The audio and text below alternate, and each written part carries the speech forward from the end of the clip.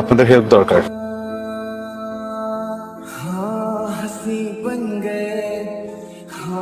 আমার জীবন থেকে 2টা বছর নষ্ট করে দিচ্ছেন। তার ছেলেকে 2টা বছর অপেক্ষা করানোর পরে তার হাতে বিয়ের কার্ডটা ধরে দিচ্ছেন।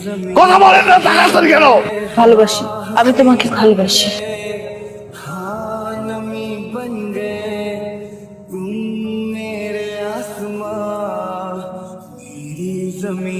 ইম্পর্টেন্ট কথা শুনলা, বুঝলা, এখন চলে যেতেছো। আদৌ বিয়ে হবে? ভালো থাকবেন।